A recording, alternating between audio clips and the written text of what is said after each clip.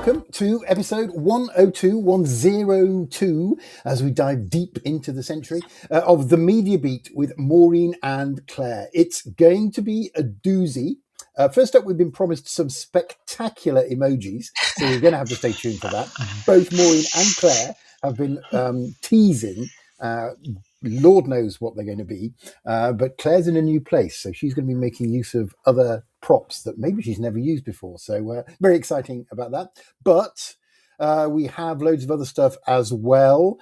We've got a reveal on how much it costs to watch every NBA game in the US basketball season. We're going to be looking at AI and the competitive landscape thereof. YouTube paying millions, GTA leaks, Bob Iger buying things, and a hack into a gym, which I don't know what that is, but we'll find out later on. But we're going to start, as usual, with a deep dive, a double header, both Maureen and Claire featuring heavily on this one. And what we're going to be talking about is specialty video on demand and aggregator plays. So moving into the world where streamers don't necessarily need their own apps. They can piggyback on others. Gosh, it's a long time since we all sat round the TV on a Saturday evening and watched the Morecambe and Wise special, which is a very English reference. I don't know what Claire and her family used to sit with, some mime show or something, whatever it was. But gone are the days where we all used to sit as a family yes, together. and he was wearing a mime, yeah, of course, yes. Yeah. I love that. We've got that stereotype perfectly nailed. But now, of course, we're all probably sat there watching different things, and part of it is VOD channels. But I will probably hand over now to Maureen just to explain a little bit more about VOD and how it works and why it's so big. Maureen. Yes, well, thank you, Oliver. I'm going to just jump in cold because I know most of our audience already probably understands and probably subscribes to the VOD, so video on demand, a specialty video on demand. So everyone with a Netflix or an Amazon Prime probably sees all those little channels, in particular, Amazon sees all those little channels floating around and is sucked into signing up again for another specialized channel just because it's showing that wonderful thing on BritBox like Shetland or Death in Paradise live. So anyway, but there's a report that's out, Oliver. That's the reason why Claire and I are excited about this particular topic, that we were staggered when we were poring over the pages, there were many of them as well, the pages of Antenna's new specialty SVOD report. So anyway, it transpires, and I've got an argument to pick with Antenna. Maybe Claire will back me up on this, but nonetheless, it transpires that the fastest growing part of American streaming is also the part with the least, Oliver, the least control over its own customers.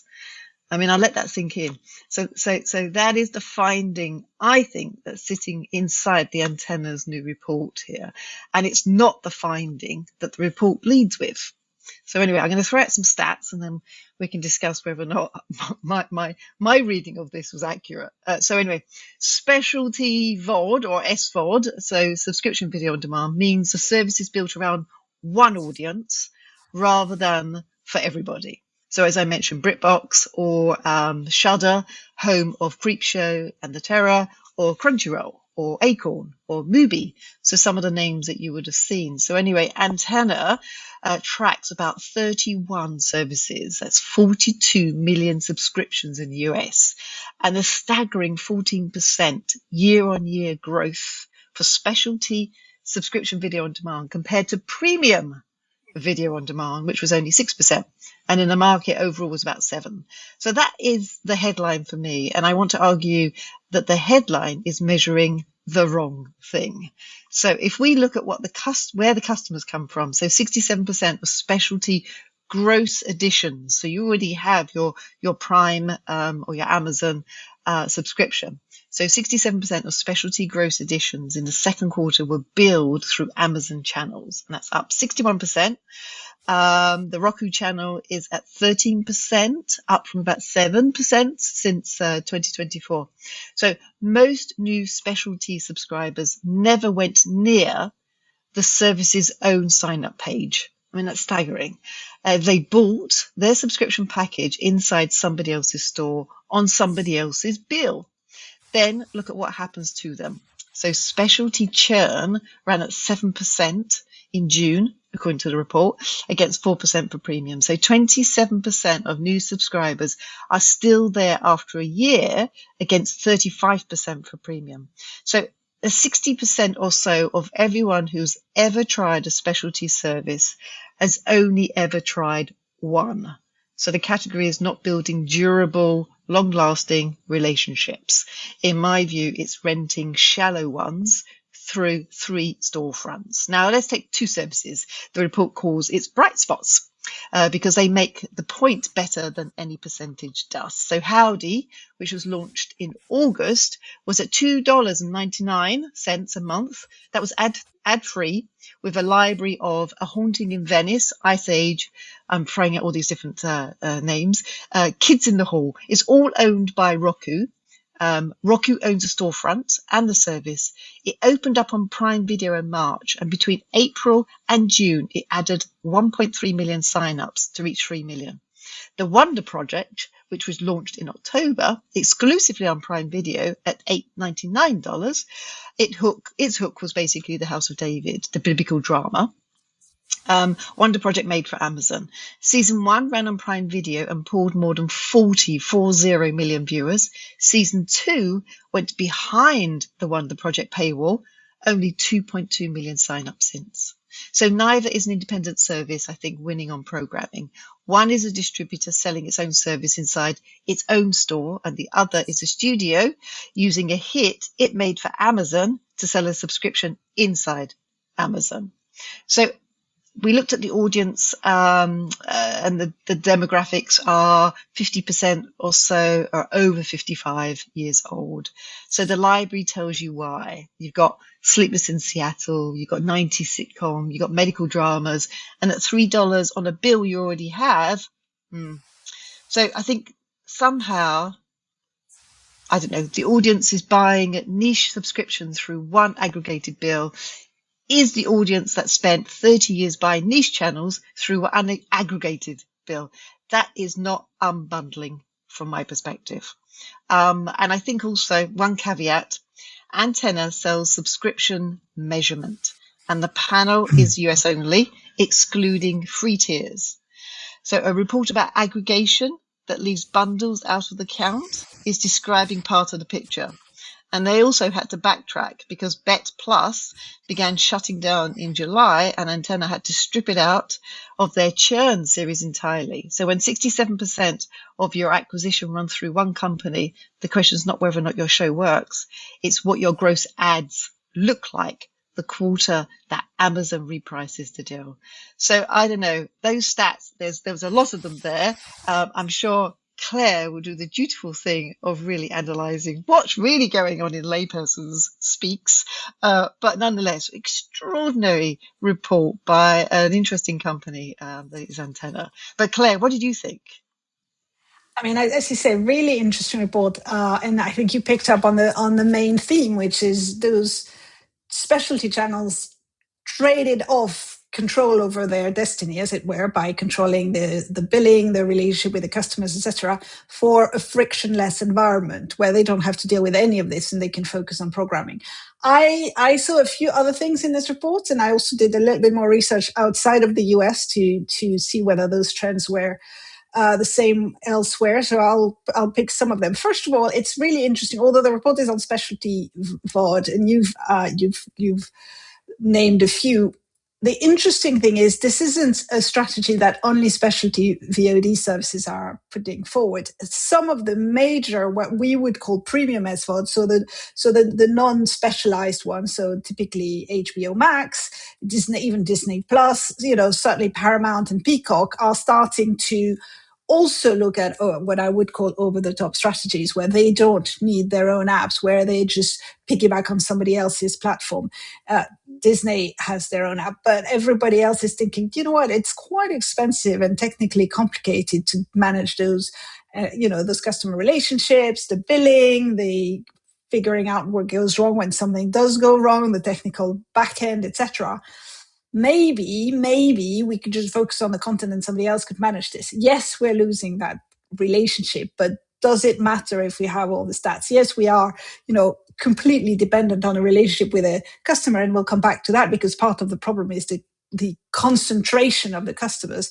But equally, it's just much easier. It's an easier story to tell our shareholders. It's much less risky. So I think it's an interesting trade-off strategically, and a very different one than the one that we saw when streaming first emerged, and everybody had to have their own app. Now it's like, well, actually, do we really have to own the technology? Maybe it's just much simpler to have somebody else manage all of that. And look, Amazon's really good at technology. Maybe we should use them.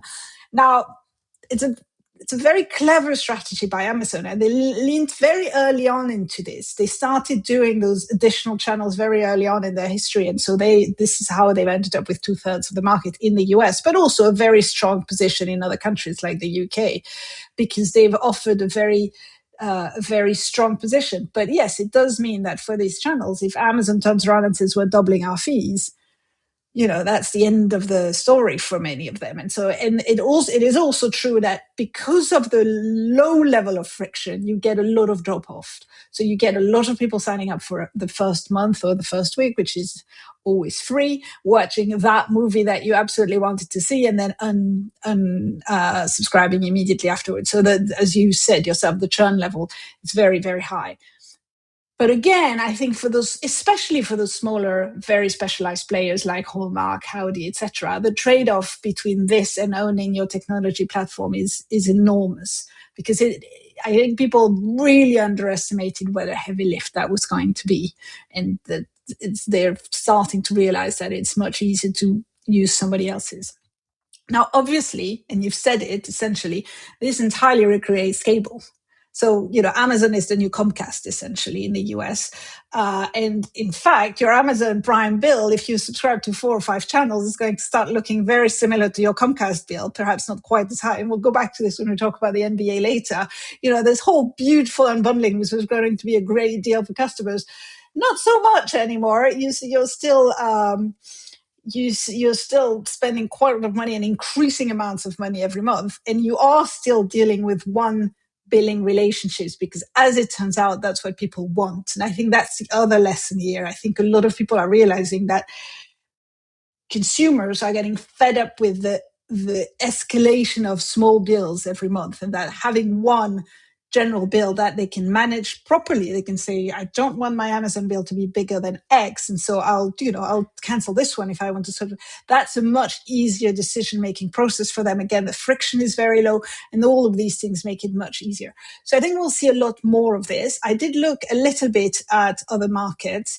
The one that I think is quite interesting is France, where Canal+, which is one of the established original players, has absolutely bought into this strategy, although they do it in a slightly less frictionless way, because they create proper bundles. But those bundles are they are exactly like cable bundles. You have your entertainment bundle, or your sports bundle, or your this, or your that, or your US series bundle.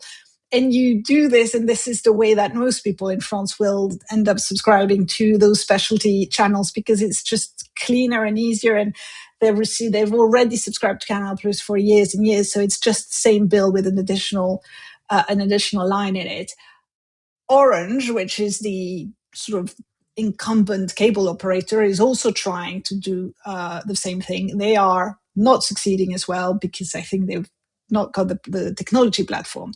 In Germany, it's still super, super fragmented. In the UK, Sky is the only one that's out there trying to do something similar. But again, they have this legacy cable platform, and their streaming platform, which isn't really set up to do this. They do packages, but it's packages of the Sky content. They're not completely embedded the idea of those additional extra channels. So, which leaves the field entirely free for Amazon. So I do think Amazon is entirely recreating the cable giant.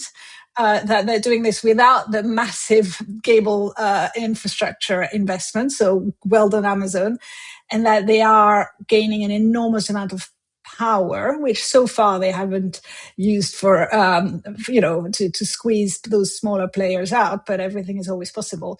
Roku, as you say, is emerging in the US as a potential competitor. But if you're looking at other Western markets, it really is Amazon slowly and quite quietly emerging as a major player there, which I thought for me was the really interesting takeaway of the report. I hadn't quite realized their weight in this part of the industry. Wowzers. That's brilliant. That made it so clear. Again, crystal clear.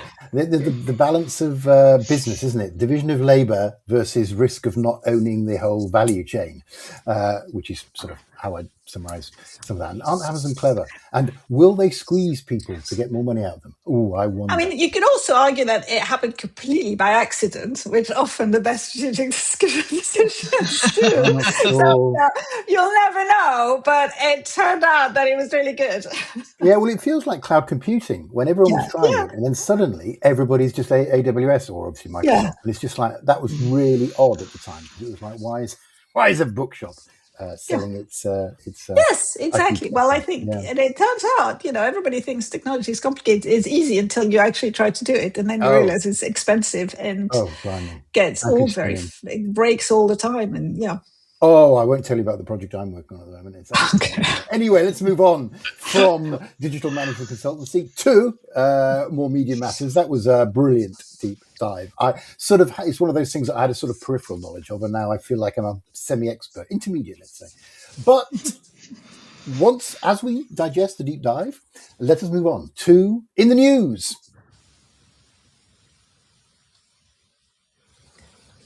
Okay, so we teased this a little bit early on about the NBA. Now, Claire is courtside with a reveal about how much it would cost to watch every NBA game. I don't suppose you ever would because there's so many of it, but even so, it's a frightening figure. Some people would, I think. Yeah, I mean, maybe. it's interesting. So there you go, Maureen might. So you're going to have to spend a lot of money, Maureen. So the NBA rights have just sold for the next 11 years. A few months ago, and I think we covered it at the time, for a record $76 billion in total over 11 years, which is actually a significant increase. It's almost $7 billion a year, significant increase. One of the reasons they managed to create that significant increase is that they did what we used to call licensing, which is cutting all the rights in tiny little chunks and then licensing them to a bunch of people. So ESPN/ABC got the NBA final, NBC Peacock got the conference finals. I don't know what any of this means. Amazon Prime Video got some of the other conference finals for some of the other years. The NBA Cups, lots of different things. TNT lost. They used to cover all of this, but they don't get it anymore. Now, what does this mean? Beforehand, there was cable, and cable was easy. It was expensive, but it was easy. If you had cable, and most sports fans in the US had cable, you got all the NBA games on ESPN, TNT, and ABC with no extra charge, and you ended up spending about $1,500 a year, which is enormous, but it covered everything, and it covered a bunch of other content as well. That was in your basic cable pack. Now that's gone. And actually, we talked about, trying to remove friction. The NBA package now means that there's enormous friction in the system. If you want to watch every single NBA game, you're going to have to spend about $800 a year, which admittedly is still about half of what you used to pay. But you're going to have to subscribe to the NBA League Pass, Amazon Prime Video, Peacock Premium, ESPN Unlimited, and then a regional sports network if you want to see your local team games as well. So that's 1, 2, 3, 4. That's 5 different systems that you're going to have to get to. Then you're going to have to work out which one shows the match that you actually want to see and hope for the best. So we've recreated cable, but with an additional friction level, and I think it's quite dangerous. So yes, NBA has made a very good deal, and they've got a lot of money for it, and good for them. But I think the risk is to disenfranchising. Sorry, is this a word?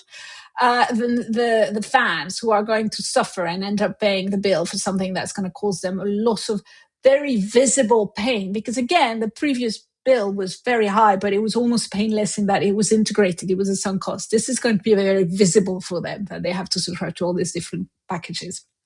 What did you think, Maureen? I think I know I'm completely with you on your mathematics there. I will make one caveat though. I think the $800 figure is specific to Los Angeles number, but that means it can be for other cities. It can be lower, or it can be considerably higher. So I think that's probably just that number for Los Angeles. Good. Thank you for that. Yes. Just in case certain listeners come out and say, "Hey, I live in Wisconsin." Exactly. So I think you're absolutely right. I think the fragmentation of selling the rights, that's not a failure of the market. I think these things have happened, across all different sports, from cricket to baseball to now, the NBA. But it's now, it is the product that the league has sold. But you're absolutely right. I think it's going to really peeve or disenfranchise the viewers, the people who want to watch this, and given the fiscal tightening, given the issues that we see, particularly in the US, I think there's going to be a big backlash for sure. But it's a lot of money. But it's interesting. You said 1,500, which was the annual, but that included all sports, didn't it? It's not just It was so a full 50% exactly, of basketball. So it's still a significantly high.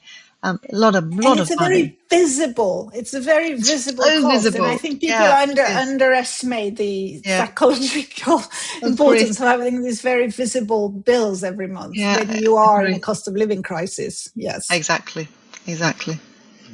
Yeah, very interesting. It's half the price it takes to me to watch every Tottenham Hotspur home game. So it seems like brilliant value. But you're right. $800 to see every game. Anyway, that was good. So Maureen, where are you today? You're outside Anthropic HQ because who's winning the battle of the Gen AIs? Is it ChatGPT, or have we all gone Claude? Well, I'm actually running across to the OpenAI's offices. They're not far. They're not in far. particular, not very far. In San Francisco, I'm just running across the road because I think OpenAI, have had such a bad 4 weeks. It'd be interesting just to pick up on what they are doing or not doing, as the case may be. But you're absolutely right, Oliver, to compare it to the Anthropic folks. So let's start with, they've had such a bad 4 weeks in the two places that decide really what is the company worth. Because as we know, both Anthropic and OpenAI have confidentially filed for an IPO, so their numbers have got to look strong. But let's start with revenue. So Anthropic has come out and told investors that its annualized run rate has passed $65 billion at the end of July, on a second quarter revenue of around about 11.5 billion. And Can I just interrupt, Maureen? Annualized run rate for those non-financials amongst us means that you take the quarter revenue and you multiply it by 4, which gives you what, ideally you're based on your quarterly revenue, what your annual revenue will look like, if I'm correct. I was going to ask. You are totally correct. I apologize. At least I didn't say ARR. Which I you would have lost me there. I could have like ARR.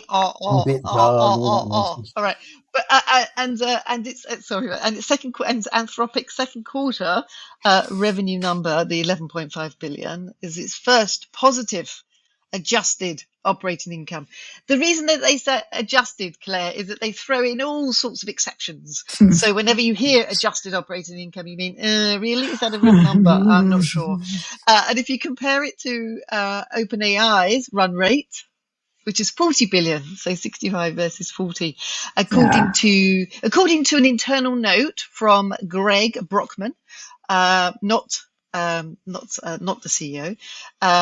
So Anthropic went past, I think, OpenAI in April in terms of revenue, and they've stayed at that level above OpenAI since April.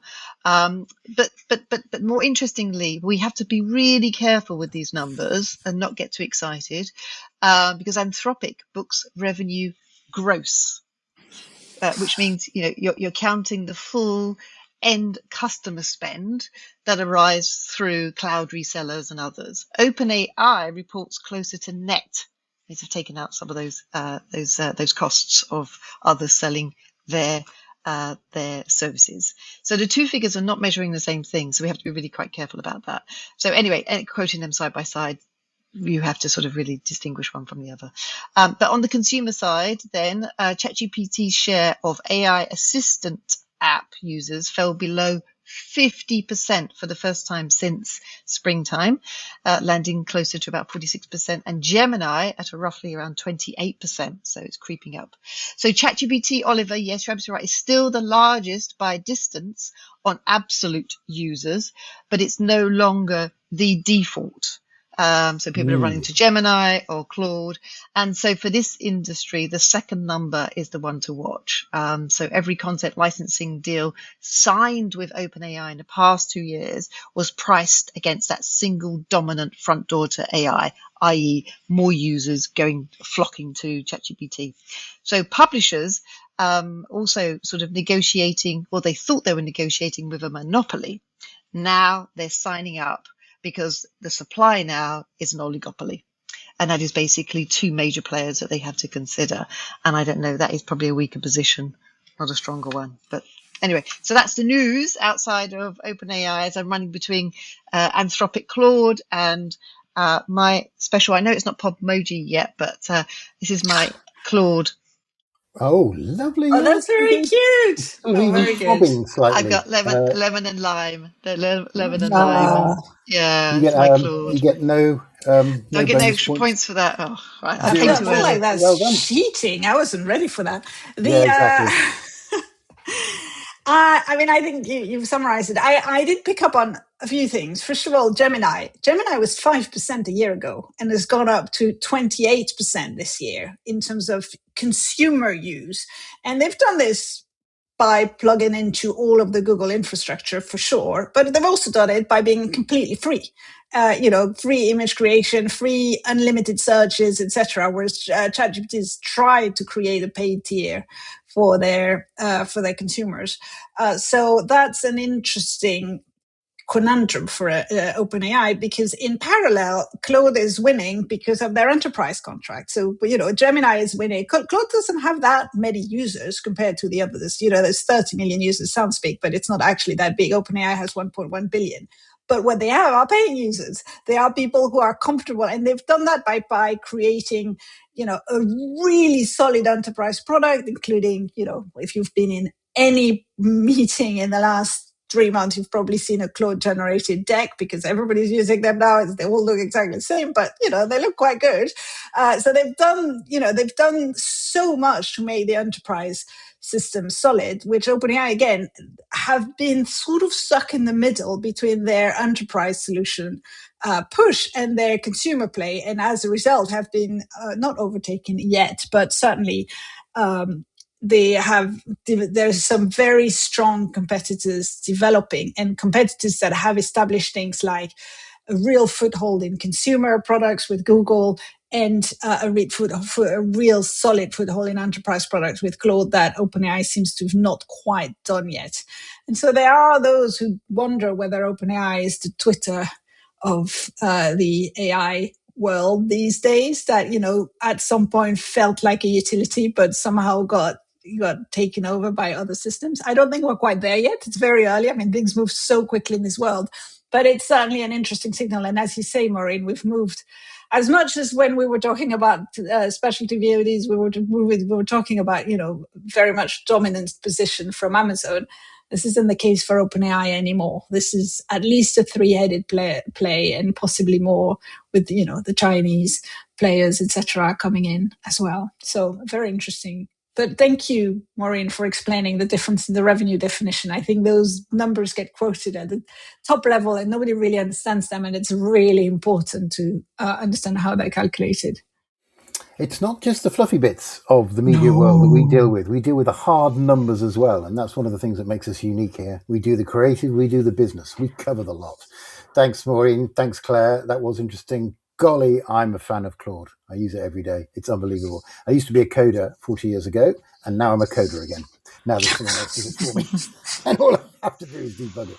Absolutely amazing. I'm amazing that how few users there are in comparison actually to ChatGPT, but there you go. That was wonderful. We have one more story about YouTube. Well, actually, just explain the story, Claire. What's going on with YouTube and Netflix? YouTube is bringing out the carrot and the stick to deal with its creators and trying to have them not run to Netflix and sell content there, which is really interesting. They're offering direct program financing where YouTube actually funds the production, new revenue sharing deals, which cuts the creators more advertising revenues. And for top creators, this could be really quite big. But in parallel, they have brought out the stick, and they say that creators who take Netflix deals will face a reduced marketing placement. So basically, they're going to tweak the algorithm to make sure that they don't show up in search, exclusion from brand revenue sharing programs, and less access to YouTube events. So it's an interesting strategy. It's not the first time they've done this, as many outlets have pointed out. In 2015, we didn't have the podcast then, there was a startup called Vessel, which was extremely well funded, but Jason Kilar started that and came out with big checks, writing big checks. In 2015, there were still checks to a lot of YouTube creators and said, come to us, we're building a new streaming platform. Well, obviously Vessel didn't survive, but YouTube was a little bit worried at that time. And so they did exactly that. They started sending money to creators and say, stay with us, don't go to Vessel, don't take the money. This is a better deal. Now, this is very different because Vessel never really took off. Netflix has over 300 million subscribers worldwide. So it's a real conundrum for creators. Do you go to Netflix where you will have commissioned content, you will have slightly different business model, you won't have as much control over your environment, but you will probably have a more steady recurrent income? Or do you stay with YouTube where, obviously a lot of them have found a lot of success, which is their natural home, etc. They haven't had to choose so far, and YouTube is putting them in front of a choice. So it'll be interesting. It's definitely a sign of how important the creator economy is becoming and how competitive it is. That's the story. What did you think, Maureen? Oh, I think you said it all, but yeah, you're right. I mean, so YouTube spent 20 years arguing it was open infrastructure, Yeah. and then Neil Mohan's own position was that outside projects send viewers back, but Yes, Netflix creators deal are non-exclusive. So you've got YouTube now has to pay for exclusivity, which it used to get for nothing. So it's interesting that somebody has now put a price on being the default, and it's going up as well. So it's fascinating to watch. This is going to be fascinating. I will say that, for Google, that money is a rounding error as opposed to Netflix. It's important to remember that. We forget that Netflix, we've just talked about Gemini. Compared to some of the money that's put into Gemini, literally, this is the change that's at the bottom of the drawer. But still, it's a very strong market signal that apart from that one time in 2015, they have resisted. They've pushed against doing this. So it's a big U-turn for them. Okay, thank you very much. That was a great end to In the News. And so we move on to Podmojis. Oh yes, the glasses have come out. Look at the glasses. Yep. It's just a slight thing that didn't come up in rehearsal is that I can't read my screen now. So I don't know what's going on. Oh yes, I remember. We're going to start with Claire on this one, and by golly, if these Podmoji props aren't good, there's going to be trouble. Yes. So I'm such a square. I didn't know what GTA meant. But anyway, for those who don't, it's a game called Grand Theft Auto, which is about, I don't know, stealing cars and stuff. But GTA 6, there have been leaks. Claire. There have been leaks. There have been quite a lot of leaks. And GTA 6, just to understand, is the big gaming launch, AAA gaming launch of next year. It's been delayed lots of times. It's finally supposed to launch in November 2026. The studio that's developing it, Rockstar, has really tried to keep it under wrap and make it a very confidential project. And then suddenly leaks of a high quality gameplay footage. And apparently the stated motivation of the leaker is a protest against Rockstar's digital only pre-order strategy, which is interesting because we talked last week, didn't we, about Sony moving away from physical games, and it's exactly what the gamers are protesting against there.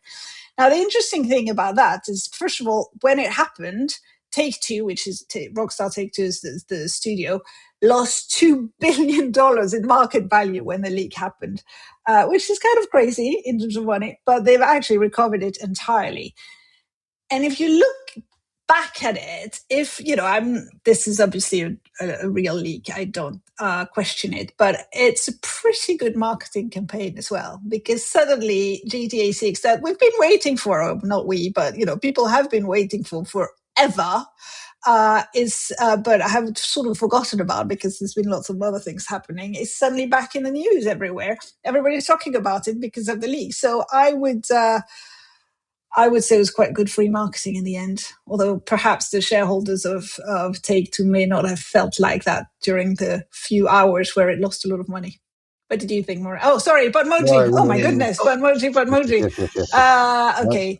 I'm going in a to different location, but all sorts of tempting things. Scrutinize this story. I very good. might have to reuse this one. It's a good one, isn't it? I was going to say scrutinize the story a bit because, a conspiracy theorist might think that this is a very clever marketing campaign. I don't think that, but it could be. What did you think, Maureen? Yeah, I love that. So I love the person's name. So it's Cyber Leak. And he spent a week sort of publishing footage from what appears to be a kind of live build, and then each clip gets cleaner than the last, and then it's all watermarked, and he's got his own sort of meme, he or she has got his own meme coin as well. So is it the pre-launch? Is it just part of the launch? I don't know, but it's quite amusing. It's quite amusing. Yeah. Serious, but quite amusing. So I put together a very serious Podmoji. Oh. I spent at least, many hours thinking about this. So I got my own. Oh, very good. What the hell is that? It's a leak. Oh, golly. A hacker called Leak. It was literally called Leak as well. L-E-A. It's my leak. Yeah. Very good. Gosh, that's a relief. Yeah. Well, that was, the fact that you put actually effort in creating your own exactly. is making the scoreboard flip around like a. We do a lot of prep. We do a lot of prep for this show. Yeah, Oh, hours. Yes. Hours. Days. It looks like this. Let me just. There we are. Right, good. That was lovely. Interesting story as well. Yes, the next one is, so it goes to you, Maureen, obviously, is Bob Iger just going out shopping and buying the Lakers. Of course. Now he's retired. So, yes, of course. So Bob Iger and Josh, not Jared, Josh, the younger brother of the Kushner family, I should say, are buying the Los Angeles Lakers. Because it's all basketball today, look, at a valuation of $5 billion, $12.5 billion, which is a record for US sports franchise. And they're buying out another investor that sits in there, Mark Walter, who paid $10 billion for control just over a year ago. So that was $10 billion just a year ago. But Bob Iger's own account was they did the deal in 3 days. Wow. So here's a number to sit with and think about. So Iger spent 2 decades at Disney buying Pixar, Marvel, Lucasfilm, Fox, and the franchise he bought 5 months after leaving is valued more than most of what he had assembled. So I leave you with that. So I know sports assets are now priced above studios that carry them, but that's kind of interesting just to sort of sit with that number. Anyway, and my Podmoji, of course. What is it? How are you going to And beat the leak? basketball. Yay! Whoa! He was Is that ready stuck on for a stick? that one. Yeah. Wow. Maureen, Yeah. absolutely. The scoreboard is whizzing around like a whirling dervish. Damn. Come on, Claire, you can pull this back. Yes. Look. Nothing but net. Oh. That's right. That's the Oh, that's expression. good. I checked it. Yeah, nothing That but net. is excellent. That And means it doesn't dunking. touch the circular That's a I thing. don't know slam what Right? dunk. it means. Claire. It's a slam dunk. I mean, That's a slam to be dunk. honest, Brilliant. it's a nice emoji. Do I agree with it? I don't know. I think I think he just wanted something fun to do. I'm not sure. I think it's overpaid. I mean, I see what he's seeing, which is sports rights, as we've just said, are valued at more highly right now than they have been ever. But do you buy at the top of the market? I don't know. This feels like the top of the market. Maybe it's not. Maybe there's a lot that I don't understand about sports rights. So, yeah, I don't know. It sounds like a very rich man who really wants to own a basketball team, And but can maybe afford I'm it. being cynical and can afford it in 3 You days. might as well pay above. Yeah, if you can pay above the odds and you've got the money, why don't you? But I may be wrong. Could be some tax considerations as well there. Yeah. Park your money somewhere for an annuity. It's always tax, yeah.